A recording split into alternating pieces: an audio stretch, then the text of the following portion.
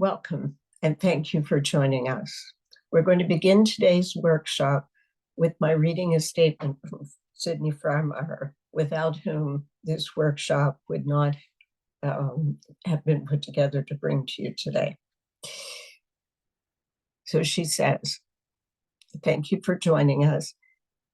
Karen Goldberg, Lawrence Stempler, Priya Hanani, and I collaborated to give you this information. Since we started nearly 5 years ago, I lost my voice due to ALS.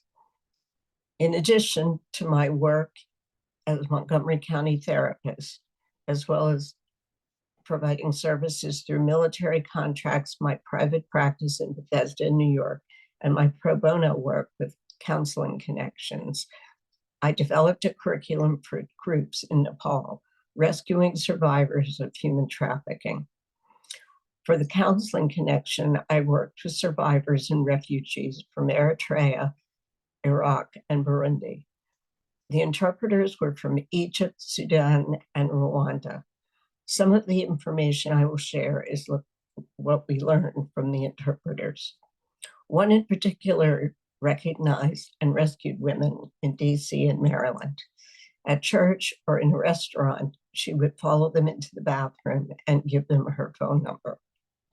If they texted or called her, she picked them up as a way of beginning to help them. We asked her to speak with you, but being an immigrant herself, she changed her mind after the videotaping. This illustrated how sensitive the topic of trafficking and immigration status is for people, regardless of how long they've been in this country.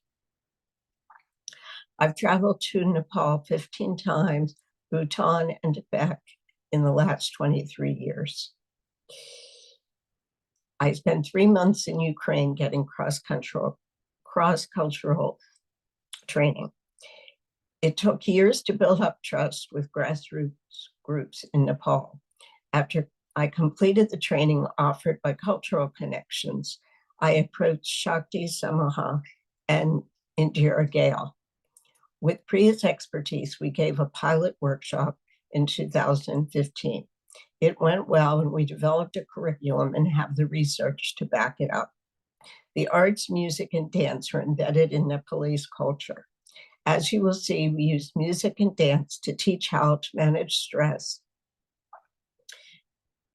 and self-care skills, as well as develop organizational plans for self-care.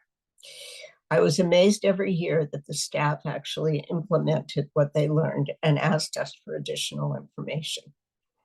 We will share videos with you and hope you feel the joy and enthusiasm we shared with staff in Nepal. We'll start with a video from Lauren and then Priya's explanation of the methodology and the research. And then I, Karen Goldberg, am going to review a series of slides about culture, about trafficking, and as well as assessment and treatment strategies. And so we begin.